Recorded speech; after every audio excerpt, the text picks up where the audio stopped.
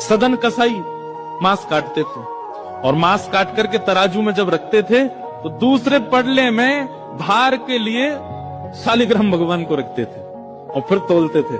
शालिग्राम भगवान के भार से एक जीव का मांस भार तोला जाता था और लोगों को फिर बेचा जाता था। एक महात्मा ने देख लिया और देख करके बोले राम राम राम राम, मुंह पे हाथ धर के गए, बोले ये शालिग्राम भगवान है, कितना बड़ा अपराध कर रहे हो तुम, इनसे तुम मांस तोलते हो, इनको दो हमको।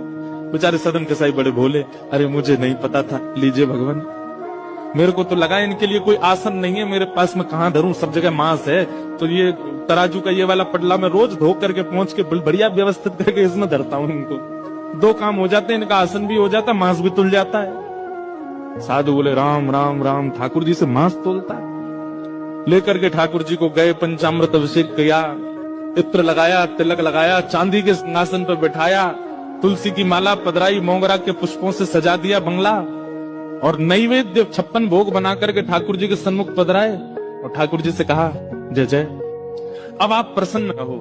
कहाँ एक कसाई के यहाँ बदबू में, खून में, मांस में, रक्त में आप पड़े थे, अब आप बढ़िया सुंदर सिंहासन पर रहो। ठाकुर जी स्वप्न में आ गए महात्मा के और रोने लगे। महात्मा बोले क्या हुआ? बोले मुझे वापस वहीं छोड़ के आओ, सदन कसाई के पास।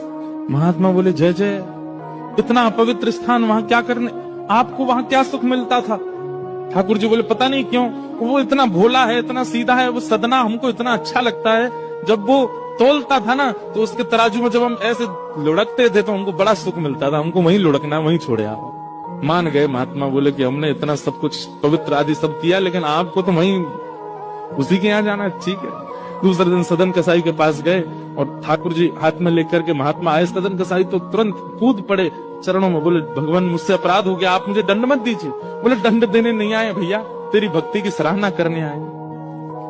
दुनिया के लोग पुष्पों से, इत्रों से पूरे घर को महकाते हैं, तब ठाकुर जी को विराजमान करते हैं, और तेरी ये रक्त मंडित, ये मांस मंडित, ये दुर्गंध युक्त दुकान में तराजू पर तुलने में ठाकुर जी को सुख मिला, धर इनको।